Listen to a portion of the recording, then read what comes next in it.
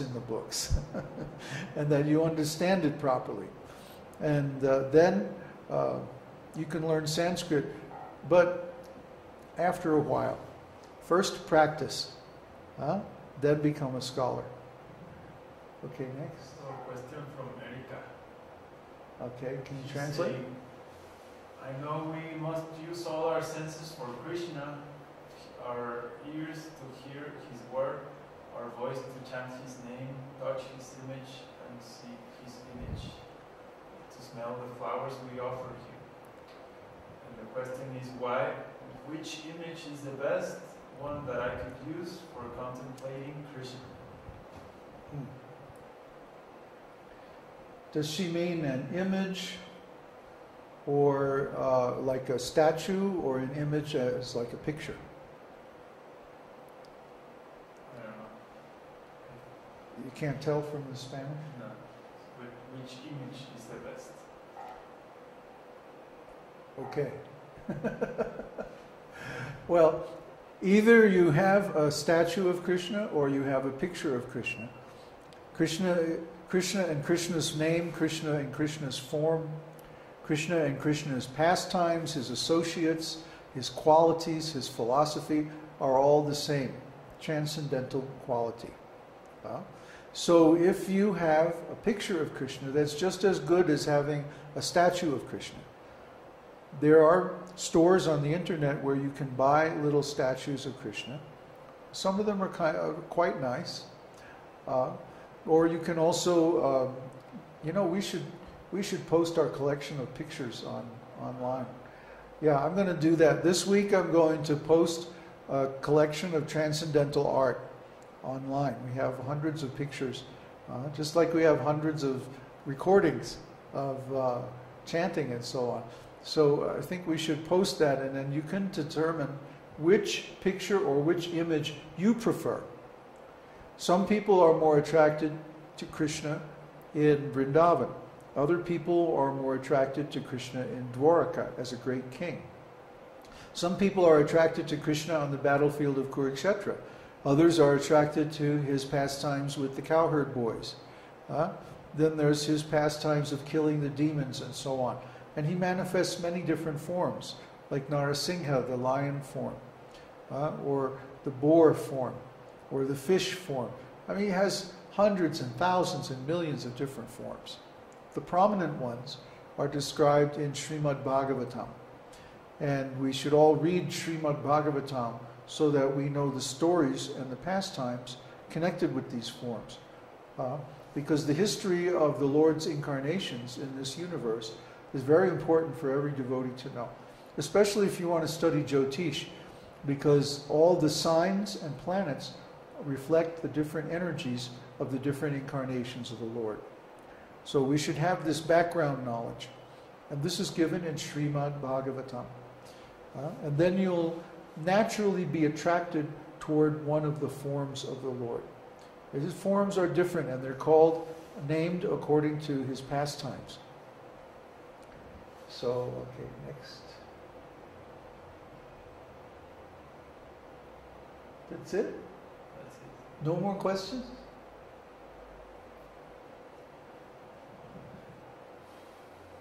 Let's get ready to chant Damodara Ashtaka. Well, yeah, studying Krishna book is always a good idea. Krishna book it contains Krishna's pastimes in Vrindavan, and these are very wonderful. They're actually the most important pastimes. Did somebody ask another question?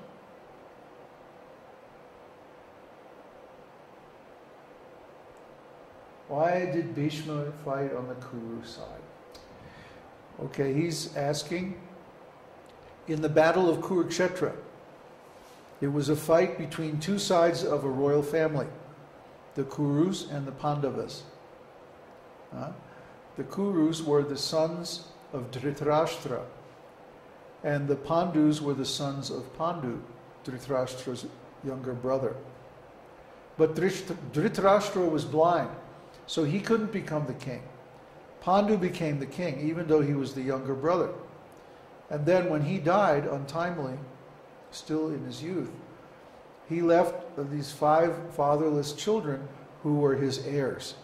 They weren't old enough to assume the kingdom. So Dhritarashtra assumed it as a caretaker, but then he got attached, and he didn't want to let it go.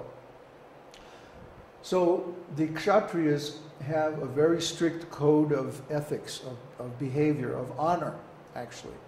That if a Kshatriya does a favor for another Kshatriya, it's like, then you owe me. So Bhishma had been maintained by the Kurus for most of his life. The same with Drona, the teacher of the military arts of the Pandavas. Drona also fought on the side of the Kurus because he had been maintained by the Kurus for his whole life. And according to the Kshatriya code of honor, he had to support them, he had to fight for them, even though he knew they were wrong.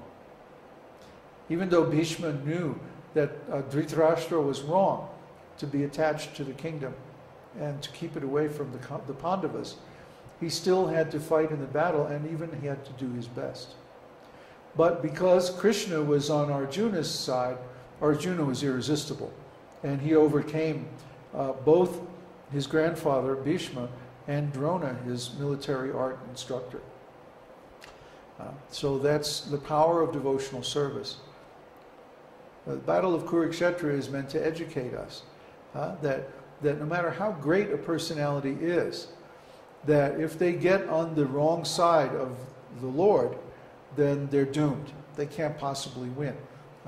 Because as Krishna says in Bhagavad Gita, I am time, destroyer of the worlds. I have come to engage all people. So everyone is under the control of time. Everything that happens is due to time. Without time, nothing would happen, nothing would move, nothing would go on. So time is essential for everything. And Krishna is time. Therefore, Krishna is involved in every single action and reaction. So the story of the Battle of Kurukshetra, which you can read in Mahabharata, we have the complete Mahabharata on our site, by the way, in the books section. And you can download that to your computer and read it if you like. There are so many good lessons in Mahabharata. And this is one of the greatest. That even the greatest personality, such as Bhishma, if he's fighting on the wrong side, can never win. Next question? Boink, boink. Sounds like they're... good. Is there any significance to being attracted to a certain image of Krishna, or is it just a matter of personal taste? Well, both. Both. It's a matter of personal taste. And the significance is that Krishna accepts different kinds of devotional service in different forms. For example, in his childhood form, he accepts the service of parental love, of Nanda and Yashoda. So that form is appropriate to offer that kind of service to. And when he's a little bit grown up, then he accepts the service of playing with the cowherd boys, taking care of the cows and so on. So that kind of service in the mood of friendship, childhood friendship, is appropriate to offer to that form of Krishna. Then when he becomes a little older, he begins to dance with the gopis and have pastimes of conjugal love with the gopis.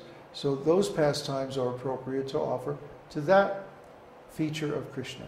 Then when Krishna goes to Dwarka, he becomes a great king, and he becomes worshipped with awe and reverence in the mood of opulence. So that kind of service is appropriate to offer to that form of Krishna, and so on and so forth.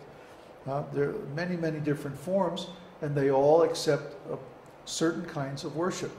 So depending on the type of devotional service that you would like to offer to the Lord, that's the form that you'll be attracted to naturally. This seems like there's a lot of questions coming. Huh?